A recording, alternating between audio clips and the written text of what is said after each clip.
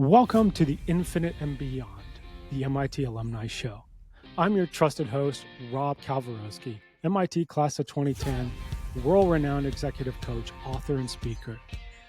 Each week, we are sharing the stories with our friends and classmates, fellow MIT alumni who've taken action to shape the world. We'll share what we've learned, top strategies, and bring our community together to help everyone achieve our goals. No, this show is not officially affiliated with MIT, so any views expressed on this show are of the host and guest only. This show is designed to build a community that trusts, connects, and shares with each other so we can all take action towards a better world. Let's get rolling. Welcome to the Infinite and Beyond MIT Alumni Show. Of course, I'm your host, Rob Kalwarowsky, and I'm here with a special guest, the CEO and founder of End-to-End Consulting. Jolly Pradham is here with us. Jolly, how are you? I'm good. It's been a long week, but I've been good. How are you? Good. I think I say this to everyone. It always seems like a long week, and especially the first 6 months of this year has been pretty hard. But Yeah. we're making it happen, and obviously that's why we're here. Yeah. Now, Jolly, you're the first guest so far that hasn't been an MIT 2010. However, Okay. one is you were introduced to me by Chris Moses, and you did go to MIT and have a master's degree in system design and management. So first off, can you tell us a little about you? Sure. So a little bit about me. I'm not an undergrad from MIT, but I did my undergrad at RPI. So I originally a mechanical engineer, kind of started my career as a systems engineer, and I've always focused more on kind of new technology from hardware, software together, or software, whatever it may be, a system from beginning to end. So, I had my career started in semiconductor. I had a really great mentor, Jay Shire, who I don't know if I'm allowed to say his name, but he's really taught me how to be an engineer, right? Like the right way. So I worked there for a long time, or 5 years, 6 years. And that's when I went to MIT for STM program. And I can talk a little bit about what STM program is, because not everybody's aware of what that is. And then, from there, I worked in multiple industry, data centers, did some medical device for clients and or healthcare, and then started my company about 2.5 years ago. I'll kind of pause there. It's a blur. Yeah, I would love to hear, tell us a little bit about the systems program. Yeah. So let me close this. So system program, so MIT STM, System Design and Management, that program particularly only lets in people who have 5 years or more of experience, right? So I mean, there's a story behind it. I actually heard of that program 2-3 years out of while working, right? And I was like, it's MIT. It's scary. I'm not going to apply. I don't even have enough experience anyways. So I actually didn't apply, and I was so scared. And actually, I'll tell you a story. So I was so scared. Long story short, it was my 5th year, probably or 6th year at the company. I was ready to leave, but I was just too scared to leave. Because, my first job, I don't know how to leave. I don't know there's a world outside of here. And I actually got laid off for that job. And I had the biggest smile, and Jay Shire, my mentor I was talking about, he was like, "Do you need to go home?" And I'm like, no. And he thought I was going crazy, but I was actually really just relieved because I now have to go, and actually it was a good opportunity because it gave me a little bit of bandwidth to think about what I want to do next. Funny enough, this was in April, May, June of, I forget what year, 2015. Okay. So this is after all the applications are due, this is summertime almost. And there was an open house for MIT STM. My husband was like, go, at that time, boyfriend was like, go to the open house. I was like, no, what's the point? Like, all the applications are done. They're not going to let me in anyways. He's like, just go. I went, I met the director there, and I was just telling him because I'm a system background, and I knew this program for years, and left home, I didn't have a card then, but I didn't even give my card, anything. Came home literally Friday. Okay. I was in New Jersey. Friday, I get an email from the director. I didn't give him my card. He just knows my name is Jolly. He goes, "Hey, Jolly, you had opened an application a while back. There's nothing in it. It's just my name, my address, my email. you Yeah. can actually, because you have an open application, you can actually come in as a certificate student and then become a full-time. So that's actually how I got into the program. And for me, I already had my GRE because I was going to grad school like a class.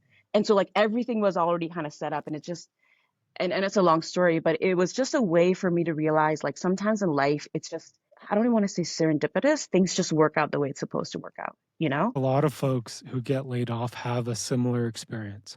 I got laid off in 2019, and Hmm? literally in 3 months, I was in a new job making another 30%. This is what I work on with clients, right? Is what are the beliefs and the mindset that's holding you in places that are not serving you?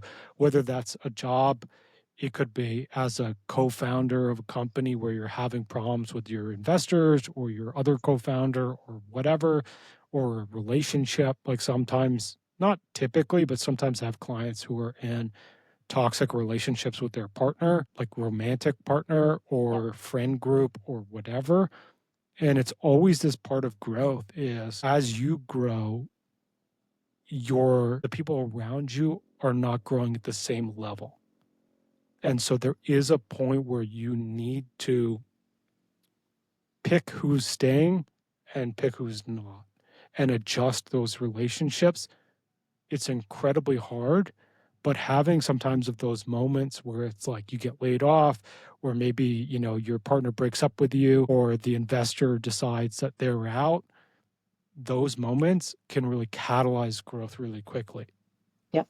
Yeah, 100%. I really do believe in that because I think a lot of my life has become, I mean, I have another story of how I got into RPI too. And not like this, right? I don't just get into college from, but it was actually very serendipitous how I got into RPI too. And I really believe in that. I think most of my life, um, I think wherever I've been, I've always been the type of person, like I never had like, I wanted to be a CEO of something, or I wanted this technology to be, what I wanted to make. I've always kind of let things flow as I go. And well, flow is a tough word, but I've gotten to the places that I didn't think I would get to because I didn't have a very restricted set of mind of where I want to go, if that makes sense. And I think I've been fortunate that it's always led me to the right place, even though in the moment it's never, never like that, right? In the moment it's like I am going in the wrong direction, like right now, or this is not right. This is something's definitely going wrong. But I think, yeah, just gotta believe in it. But yes, It's but belief in yourself, and it's alignment in your own yeah, self and where your values and what you believe in, right? yeah, and a lot of it, just to kind of add to that, a lot of it comes from, and I can kind of tell my story too. And I'll talk a little bit about MIT STM as well. But when I started this company, this was in 2022, okay? But 2021, I had left my previous company, and great company, but in terms of a fit, was just not a good fit. A big company. I came in as a system engineer where we're trying to align multiple products. We had a group. The group took a while to get used to, but we got it together. But there was so many org change to a point where by year two, and this is a true statement, the second year that I was there, I had 5 managers in 1 year. One.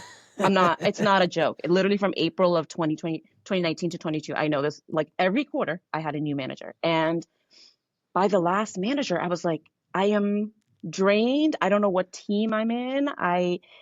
It's just, this is not working. And I think one of the things that actually that company taught me is just org change wise and right technology innovation. People talk about innovation all the time, but really any innovation, one of the reasons why bigger company innovation takes long is it's not the innovation piece, it's the culture piece, right? Because a big system or big gears takes a long time to make changes. Now, that doesn't mean it doesn't change, it just takes years. And it's the cultural piece. And I knew that going in, I wasn't like, oh, I'm the system engineer, I can fix everything. I knew I couldn't. But I knew that we had a buy-in on my level, we had a buy-in on executive VP level, we had a buy-in at product level. So I knew we could make a change. It was just going to take time. But I think by the fifth manager change and the dismantle of the org, I knew it wouldn't work, right? The thing is, the reason why it was changing was that org was just like growing. So I was kind Yeah. of giving it time because, the org was initially I was reporting somewhere else and the org was changing. So, okay. But the fifth one was like they dismantled everything. So I was like, I can't, for my mental health and for my just like sanity, make a relationship with the boss, understand their style, understand my style, new one, and it's just crazy. But anywho, so that company, I was there for about 3 years. But the story is, I think it's kind of like what you were saying, stayed too long than I needed to. I wanted to quit, but it was March 2020 when my fifth manager changed. And we all know what March 2020 was. And I literally actually have an email I wrote like, I can't do this. Like, this is my fifth manager change. And my mentor was like, don't be stupid. World's going upside down. We don't even know if there's a world tomorrow. So I stayed and I saved money. Essentially, because of COVID, I had an 8-month project that turned into like 9 months, 10 months, 11 months. And there was just one day I was just like, I can't do this anymore. But I remember, I'll tell you like a story. During 2020 and 2021, every Friday, I sat in my parents' couch and cried. And I told my friend this story, and not that I cry often, but like, he was like, oh, I'm like, that was just normal because I was so stressed in that company, And I just remember one day I was in a meeting with other consultant. I was the lead product. Very exciting project, one of the more innovative project going on. And I couldn't I couldn't care. I couldn't care what he was asking. And that's so not me because I've always been a lead where I won't have all the answers. I know I don't, but I'll always say, hey, I'll follow up. And I actually follow up. And I just couldn't care. And I just remember leaving that meeting and be like, I am not me anymore. I am a shell of myself here. And I am, in my early 30s, I still have 35 years in my career. And so I left and I left that company. It took a while to jump for a year and a half, but that's when I jumped, for end to end. It's like I had a similar experience, right? I was depressed. Ultimately, it led to a suicide attempt, and I still worked at that company for another, I think it was like 8 or 9 months after that. Really? Right. And it's like, and for folks out there, what Jolly was saying about March 2020 is you don't have to immediately quit your job, right? There's also an element, and this is what I work with a lot of folks on, is keep your job because the income's coming in. And for parts of you that are concerned about money and about paying your bills and all these things, it's going to be helpful for them to have that money coming in. Fair. Now you can invest your time and energy and effort towards your future project. You could call it your side project in the moment, but you can really grow it into your full-time thing. Yep. Right. And so that's what I would typically recommend. Of course, if you're at the level of depression that I was at, or even when you're talking about crying on your couch, sometimes this means you should quit just to give yourself that ability, because in healing, especially with trauma, there's only so far you can go when you're immediately put back into the environment. And so it's like, if you're trying to do therapy, but you're going into work every day, but work is a traumatic experience for you, you cannot heal. There's only like so far you can go. Yeah. So you have to be the judge. Of course, I'm not a mental health professional. I've just gone through it. Yep. But basically would recommend talking to your psychologist or psychiatrist or mental health professional to really make what choice makes sense for you. And of course, that also includes the other stuff, right? Which is like your financial and family and all these other situations, right? You're the only one who can truly make that choice. But I would totally recommend getting, obviously, professional mental health advice, and as well as talking to your family about it too. Yeah, 100%. I know I didn't think this is where the podcast was going, but yeah, I am a big advocate of mental health. And I know nothing to do with my company that I haven't talked about, but really, truly for me, I think one of the things I do want to say about me, being an engineer and whatever it is, right? We are thinkers, and that's our brain. And I remember watching a reality show, but the girl was a model and she's like, this is my moneymaker. I'm not going to go boxing or whatever, right? And for us, our brain is our moneymaker, right? Doctor's lawyer, anything that's analytic and even creative.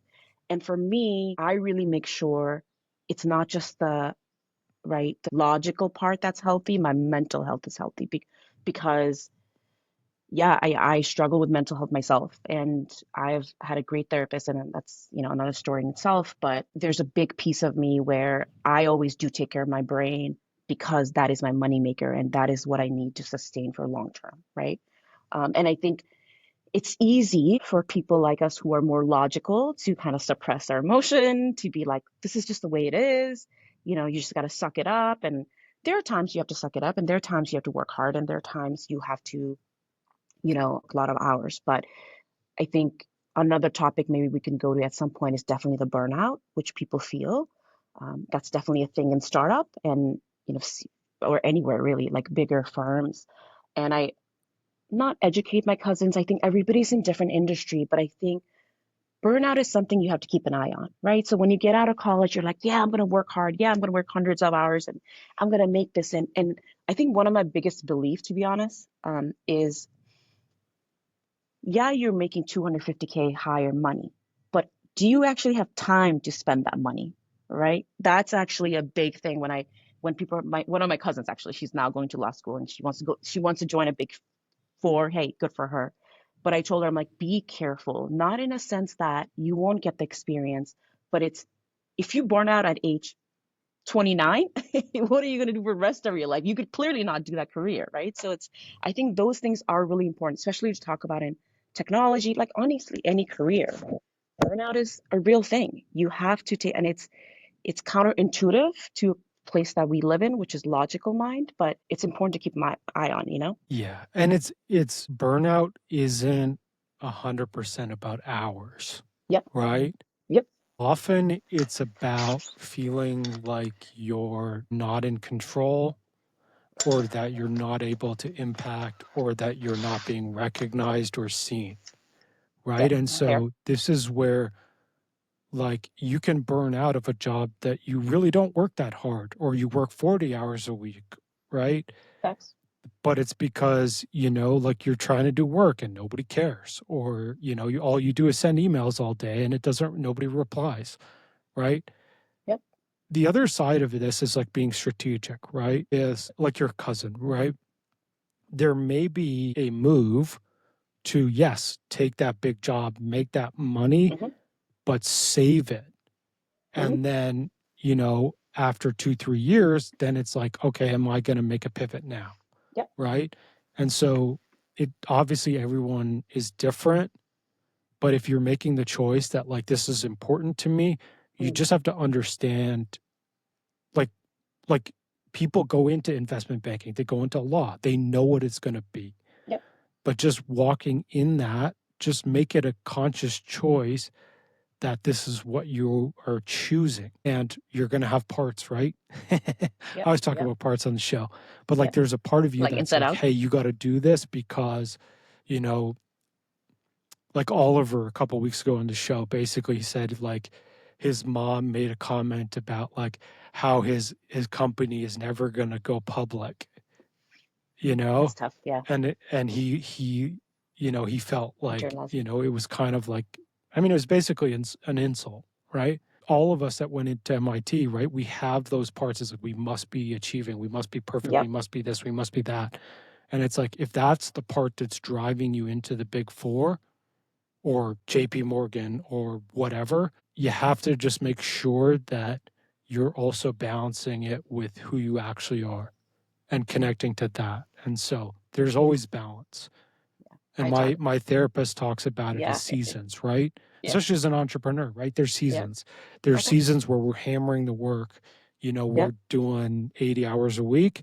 Yep. And then there's going to be seasons where things are rolling and it's like, oh, I can take some time. Oh, that's good too. I'm learning too from you. I think no, that's I know I again didn't think this is where we're going, but yeah, like I think that's you're 100% right. And maybe just kind of going back to the story that I was talking about, I'm an immigrant, came here when I was 13. I don't look it because I'm but a lot of my story um, of where even though I said I don't have a specific area I wanted to go, right? A lot of it's driven by you have to go to a good school, then you have to get a good job.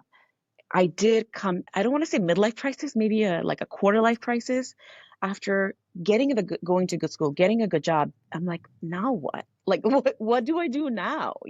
And that's when I started thinking, like, I was fortunate that the project I was working on, maybe this is where I could talk a little bit about systems, but right, I was working in an implanter, $1 million to $5 million project, a great project where it's a new product development, 3.5 years. I really learned it from going from a bench. What does it take to align multiple stakeholders to make it to the finish line? And finish line isn't you launched it, now buy. It's launching to the customer has issues, you come directly to us saying, hey, okay, I looked at your issue, here's the answer, or hey, we're looking, right? Learning all that. And that's a part of systems maybe I want to talk a little bit about, is really learning the pieces. It's not about you did your part, now it's someone else's job. You have to transition to the next person. And that's what makes a good product or solution, right? And especially in a new market, especially when it's unknown, right? And where was I going with this? So wait, what were we talking about, right? I Your just started. story Yep. as an immigrant, as like Yep. good school. Yep. Yeah. And so, I did that. I really loved what I did, right, at that moment. But I think the project ended after 3.5 years. I was there now 4.5, 5 years. And I was just in a place where, like I was saying, like I got a good job, I have a good team, I've done it. Now what, right? And I think a lot of why I started this company actually, kind of circling in a not a circle story, but is when I quit the other job I was talking about, it took me a year and a half to jump, actually. Yeah, a year and a half to jump. I talked to a couple of consultants of how they do it, and I was like, I don't have a consulting background. I don't have any clients. I don't even know what I'm selling yet. And I was like, no, this is not for me. Like, I don't think I can do it. I didn't. I started applying to jobs. I applied to like 70, 80 jobs. I got 4 final interviews, but every interview I didn't end up getting. And I was like, oh, I must suck. Like, I'm not good. But I think I realized I wasn't meant to get any of those interviews. And one summer, I just emailed a professor. He was in consulting.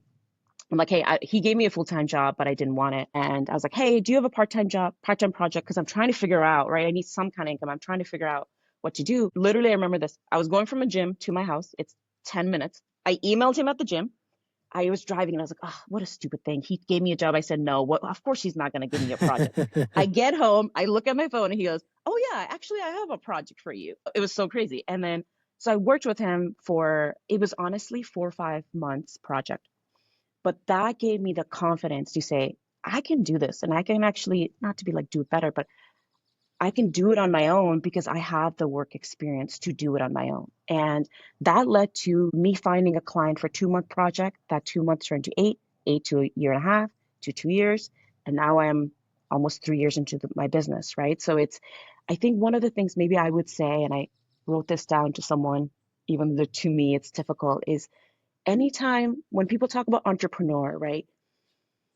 What you were talking about, not everybody's privileged to quit their job and do this. And I'm aware of that. I'm aware that my husband is A, supportive, which not many people have, B, willing to say, okay, we have certain money saved, go do it, right? C, I had health insurance. Honestly, that's a bigger one. I just got married actually when I quit, or about to get Yeah. married. That's a bigger one to me, to be honest, because the health insurance is the biggest one that I didn't want to quit. And I think one of the things when people talk about entrepreneurship is like, well, I don't want to quit my job. And I tell them, you don't have to, like you were saying. Actually, you shouldn't probably. You have kids, you have home. I mean, we're not in our, even 22, we need money, right? We have school loans. So, you don't have to quit. You can use it as a side hustle until it grows to a point where you feel secure, then quit or do whatever, right? To be honest, that's a true, we see these movies and we see, oh, startup, but the reality is that's not what entrepreneurs, honestly, I hate that word entrepreneur, but really business owner. I call myself, I'm a small business owner. Yeah. I have my own company and it's not the fluffy, wuffy word. It's really running a business. What are my overhead? What are my finances? For example, like I have budgeted out for next 3 years for my company. For me, I don't have any money, but for my business, I have money that it's going to sustain itself, right? So there's a lot of piece to a business that it's not just the services that I provide. There are the other elements, the marketing, the sales, um, I think being from MIT, knock on wood, we are good at the financial piece. In a sense, we know numbers, not that some people, right? Some people, but like we know how numbers work. So that one's a little bit easier, but the marketing and sales are definitely the tough ones. Sometimes I'm struggling with that right now, but yes. Yeah, well, Yeah. right, like there's a couple things too, right? And this is sort of what I'm doing, right? Is like I'm funding my business now with the money I saved as an Yep. engineer, Yep. right? And so Yep. it's the same as your cousin, right? Is like if you take this high paying job, Yep. then take that money, invest it, save it, be smart with it. And then when you make that leap, you can have the runway. Yeah.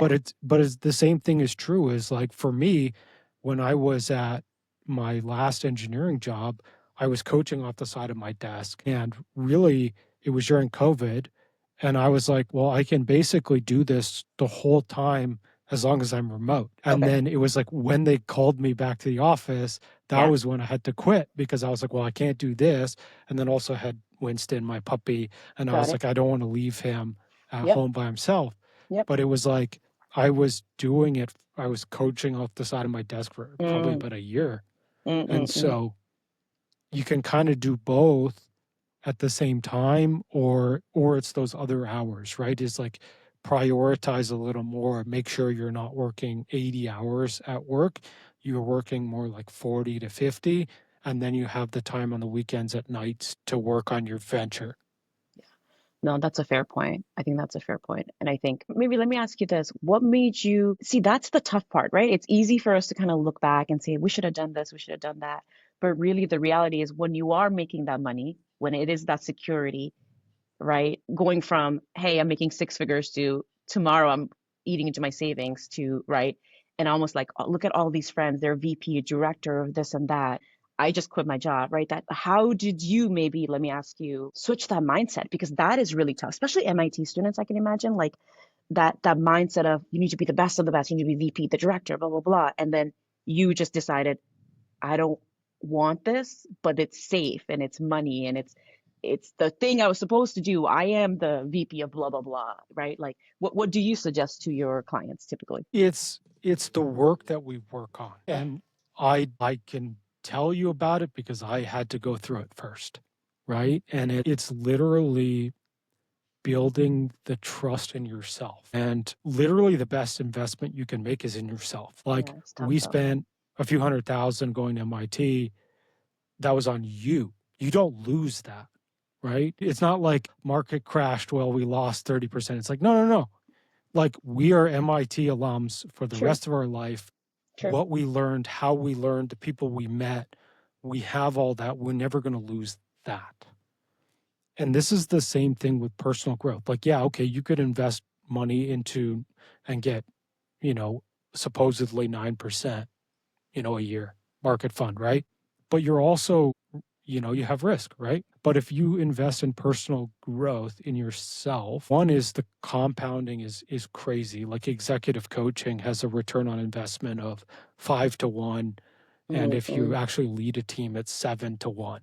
mm, mm, I mean, I literally have a client that I don't know how much we charged him last year, but it wasn't that much, and they made like $10 million from it. mm. And so we didn't even charge them, like we charged them under 25,000, right? Yep, yep. But it's like, and then that next level, you never lose that. And for me, it was I have a very strong, like my parents, their parents obviously were in the war. They grew up really poor. They were very risk Yep, averse with money and all yep, these yep, things. That was a huge part of me. I had the same narrative as you, go to the best school, get a stable job. yep. Problem was, I had that, wanted to kill myself, right? And so there was a I get it. point where I got, like, I did enough therapy and I had healed to a point where I just was like, I had the same moment you did. It was, I cannot keep going back into work because it is killing me. Yeah. And I needed to have the trust in myself, which Yeah. was like, I can do hard things. And why I can do hard shit, I like went to MIT. I was playing on the junior national team. Like these things that I've done, like proves that like, and when I went into MIT, I got kicked in the face. Yeah. Like I can there were imagine. some folks who went to like the great high schools and like they passed out on everything. My high school sucked, and I just got kicked in the face. Yeah, but I will tell you this though. I bet you were a good studier. You had a good work ethics. Is that true or no? I learned it at Okay. MIT. Okay. Okay. See, I think that's where. Yeah. Go ahead. Yeah, because before it was like I could study the night before and get and Yeah, you're one of those. I was never like that. So yeah. No, see that. yeah. Yeah, that's usually. Yep. I had the same. Not same, at RPI. We had students like the first year is the most difficult because they next, didn't even need to look at the book. Next day they pass. But college is not like that, man. College is not like that. You can't study the day before. It's not like that. It's yeah, it's not like that. Um, but yeah, go ahead. Ask me something else. I can. Yeah. Well, first is tell Yeah, me a yeah, little bit about, like, you yeah, mentioned the process of developing and yeah, launching a product. yep. Like, tell us about that. And then I would also love you to just give us a little bit on the buy-in side, because that's something that I see that gets missed a ton. Buy inside meaning. Like getting buy-in from your peers, the executives, like the sponsors, those kind of things. Okay. Okay, so maybe let me speak in on more on the development side, how I do buy-ins. Okay. So go a little into what system engineering is. So I'm a system engineer where some companies don't have system engineer, but think of them as a product lead, right? We have a requirement for a product solution and we need to launch it, right?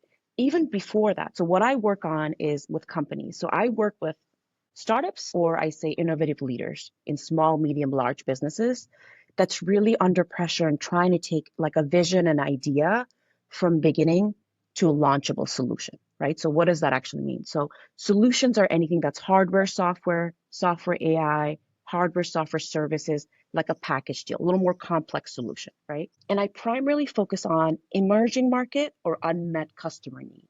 So what that means is I wouldn't work, and not that I wouldn't, but the next client I work with is not going to be developing the next version of an iPhone. It's going to be something, for example, like, I don't know, something we need in 5 years from now, right? So in my company, one of the things I kind of really focus on with clients is understanding the problem, not the solution, because you know the solution. It's probably with a lot of bias, but do you understand the problem? Because a lot of times, and that's one of the reasons why I work with clients too, is like, do I hear a need in the market, or are these assumptions you're making of what you think you want to push in the market, right? So even in large companies, it happens all the time. Oh, we have a new market. This is a solution because we've always been building it like that. But I'll be like, no, no, hold on. What's the use case? It's a completely different environment, completely different businesses, actually, even. And now you're saying you're just going to mishmash this business stuff to this.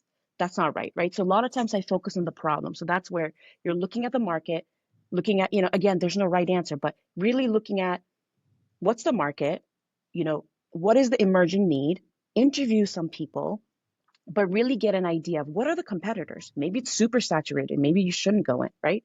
But really, do you understand the problem? And in that scheme, one of the things I do, it's called voice of customer interview, which is who are your main stakeholders? Interview them, but with as much unbiased question, right? I won't go and say like, do you want this headphones? But more so like, okay, what are the things you have problems with listening, or think very open-ended, right? That's when you truly get the need, the customer need, not your assumptions. And from there, from taking that needs data to actual technical needs and leading multiple cross-functional team is what I work with the client.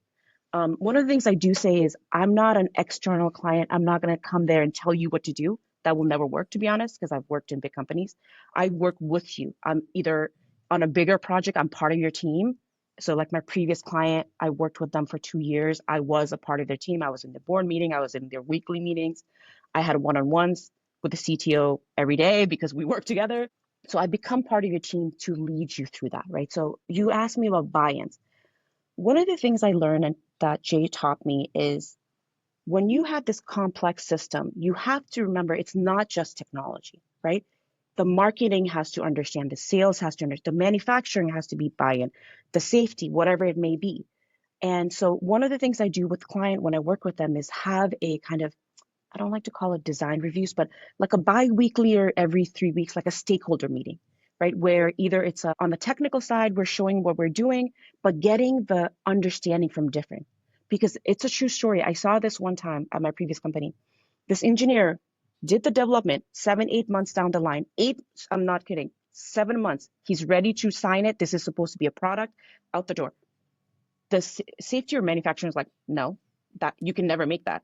That's completely wrong. He literally wasted because he never did any reviews, right? So I take that by heart and I try to do a stakeholder meeting. Now, one thing I tell, this is not fluffy wuffy. You will never get everybody to agree. That's just not a real world. But you have to have everybody agree in the direction you're going, right? So that's when I say buy-in. So in terms of buy-in, there are a couple of things I do. One is, because I work more on the technical side, I have one-on-ones with every subgroup team.